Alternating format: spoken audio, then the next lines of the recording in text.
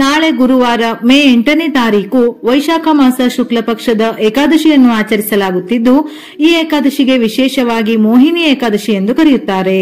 ಏಕಾದಶಿಯು ಹಿಂದೂಗಳಲ್ಲಿ ಧಾರ್ಮಿಕ ಮತ್ತು ಆಧ್ಯಾತ್ಮಿಕ ಮಹತ್ವವನ್ನು ಹೊಂದಿದೆ. ಈ ದಿನವು ಸಂಪೂರ್ಣವಾಗಿ ವಿಷ್ಣು ಸಮೇತ ತಾಯಿ ಲಕ್ಷ್ಮಿಯ ಆರಾಧನೆಗೆ ಮೀಸಲಾಗಿದೆ. ತಿಂಗಳಿಗೆ 2 ಬಾರಿ ಏಕಾದಶಿ ಬರುತ್ತದೆ, ಒಂದು ಶುಕ್ಲ ಪಕ್ಷದಲ್ಲಿ, ಇನ್ನೊಂದು ಕೃಷ್ಣ ಪಕ್ಷದಲ್ಲಿ. ಏಕಾದಶಿ ತಿಥಿ ಸಮಯ ಮೇ 7ನೇ ತಾರೀಕು ಬುಧವಾರ ಬೆಳಿಗ್ಗೆ 10:19 ಪ್ರಾರಂಭವಾಗಿ ಮೇ 8ನೇ ತಾರೀಕು ಗುರುವಾರ ಮಧ್ಯಾಹ್ನ 12:29 ಮುಕ್ತಾಯವಾಗುತ್ತದೆ. ವಿಷ್ಣುವಿನ ಭಕ್ತರಿಗೆ ಮೋಹಿನಿ ಏಕಾದಶಿ ವ್ರತವು ಅತ್ಯಂತ ಮುಖ್ಯವಾಗಿದೆ.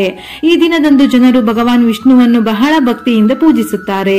ಭಗವಾನ್ ವಿಷ್ಣುವು ಮೋಹಿನಿ ಎಂಬ ಸುಂದರ ಅಪ್ಸರೆಯಾಗಿ ಕಾಣಿಸಿಕೊಂಡ ಕಥೆಯೊಂದಿಗೆ ಸಂಬಂಧವನ್ನು ಹೊಂದಿದೆ. ಭಕ್ತರು ಈ ದಿನದಂದು ಕಟ್ಟುನಿಟ್ಟಾಗಿ ಉಪವಾಸ ಮಾಡುವ ಮೂಲಕ ಆಚರಿಸುತ್ತಾರೆ. ಈ ದಿನ ತಾಯಿ ಲಕ್ಷ್ಮೀ ಸಮೇತ ವಿಷ್ಣುವಿನ ಜೊತೆ ವಿಷ್ಣುವಿನ ಪ್ರತಿರೂಪವಾದ ಕೃಷ್ಣನಿಗೂ ಪೂಜೆಯನ್ನು ಸಲ್ಲಿಸಬಹುದು. ಈ ದಿನ ಜನರು ವಿಷ್ಣುವಿನ ಮೋಹಿನಿ ರೂಪವನ್ನು ವಿಶೇಷವಾಗಿ ಪೂಜಿಸುತ್ತಾರೆ. ದಂತಕಥೆಯ ಪ್ರಕಾರ ಸಮುದ್ರ ಮಂಥನ ನಡೆಯುತ್ತಿರುವಾಗ ಅಮೃತ ಸಿಗುತ್ತದೆ. ಆ ಅಮೃತಕ್ಕಾಗಿ ರಾಕ್ಷಸರು ಮತ್ತು ದೇವತೆಗಳ ನಡುವೆ ಯುದ್ಧವಾಗುತ್ತದೆ. ಆಗ ವಿಷ್ಣುವು ದೇವತೆಗಳನ್ನು ರಕ್ಷಿಸಲು ಮೋಹಿನಿಯ ಅವತಾರವನ್ನು ತಾಳಿದನು. ನಂತರ ರಾಕ್ಷಸರನ್ನು ತನ್ನ ಭ್ರಮೆಯಲ್ಲಿ ಸಿಲುಕಿಸಿ ಎಲ್ಲಾ ದೇವತೆಗಳಿಗೆ ಅಮೃತ ಸಿಗುವಂತೆ ಮಾಡುತ್ತಾನೆ. ವಿಷ್ಣುವು ಮೋಹಿನಿಯ ರೂಪದಲ್ಲಿ ತನ್ನ ಸೌಂದರ್ಯದಿಂದ ರಾಕ್ಷಸರನ್ನು ನಾಶಪಡಿಸಿ ದೇವತೆಗಳಿಗೆ ಮಾತ್ರವೇ ಅಮೃತವನ್ನು ನೀಡಿ ಕಣ್ಮರೆಯಾದನು. ಅಂದಿನಿಂದ ಈ ಏಕಾದಶಿಯನ್ನು ಮೋಹಿನಿ ಏಕಾದಶಿ ಎಂದು ಆಚರಿಸಲಾಗುತ್ತದೆ ಎಂದು ಪುರಾಣಗಳಲ್ಲಿ ಉಲ್ಲೇಖವಿದೆ.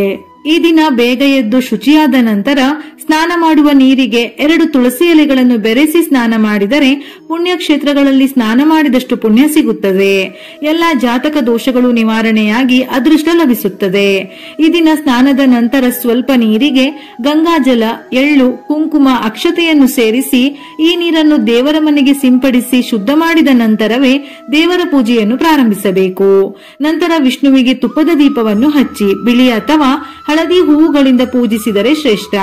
ವಿಷ್ಣುವಿನ ವಿಗ್ರಹವಿದ್ದರೆ ಒಳ್ಳೆಯದು. ಇಲ್ಲವೆಂದಾದರೆ ವಿಷ್ಣುವಿಗೆ ಸಂಬಂಧಪಟ್ಟಂತಹ ರಾಮ, ಕೃಷ್ಣ, ಶಿವ ಯಾವುದಾದರೂ ಫೋಟೋವನ್ನು ಇಟ್ಟು ಪೂಜೆ ಮಾಡಬಹುದು. ಅದು ಸಾಧ್ಯವಿಲ್ಲವೆಂದಾದರೆ ವಿಷ್ಣುವನ್ನು ಪ್ರಾರ್ಥಿಸಿ ಮನೆಯಲ್ಲಿ ಪೂಜೆಯನ್ನು ಮಾಡಬಹುದು.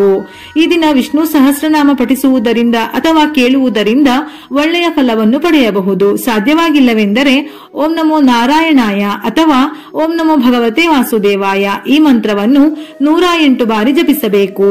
ಈ ದಿನ ವಿಷ್ಣುವಿನ ಪೂಜೆಯಲ್ಲಿ ಬಾಳೆಹಣ್ಣು, ಪಂಚಾಮೃತ ಅಥವಾ ಸಜ್ಜಿಗೆಯನ್ನು ಅರ್ಪಿಸಬಹುದು. ಸಾಧ್ಯವಿಲ್ಲವೆಂದರೆ ಹಾಲು ಅಥವಾ ಸಕ್ಕರೆಯನ್ನು ನೈವೇದ್ಯಕ್ಕೆ ಇಡಬಹುದು. ಈ ದಿನ ಯಾವುದೇ ನೈವೇದ್ಯ ಮಾಡಿದರೂ ಸಹ ಆ ನೈವೇದ್ಯಕ್ಕೆ ಒಂದಾದರೂ ತುಳಸಿ ದಳವನ್ನು ಸೇರಿಸಿ ನಂತರ ಪೂಜೆಯನ್ನು ಮಾಡಿ.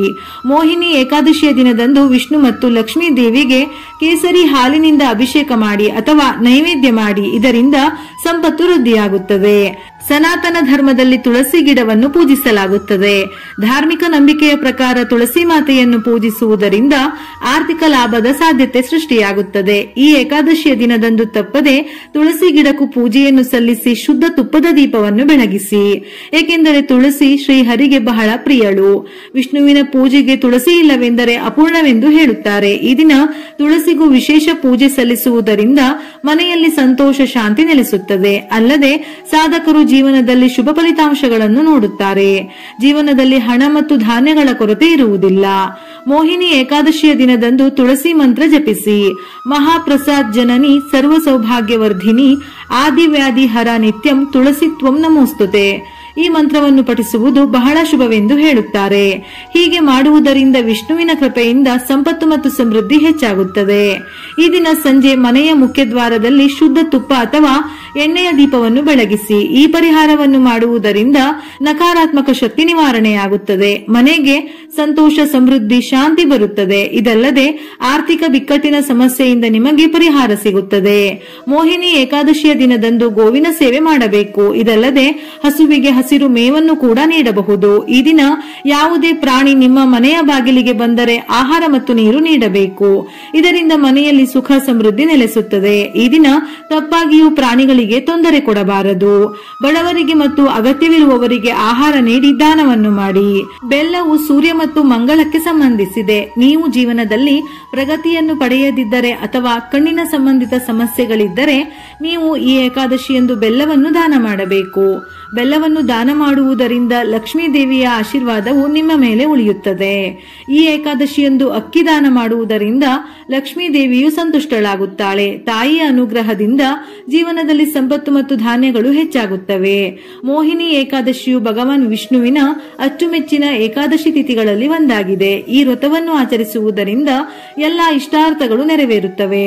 ಮನೆಗೆ ಸಂತೋಷ ಮತ್ತು ಸಮೃದ್ಧಿ ಬರುತ್ತದೆ. ಈ ಉಪವಾಸವನ್ನು ಆಚರಿಸುವುದರಿಂದ ಸಿಗುವ ಪುಣ್ಯವು ಪೂರ್ವಜರನ್ನು ಸಹ ತೃಪ್ತಿಪಡಿಸುತ್ತದೆ ಎಂದು ಪುರಾಣಗಳಲ್ಲಿ ಹೇಳಲಾಗಿದೆ.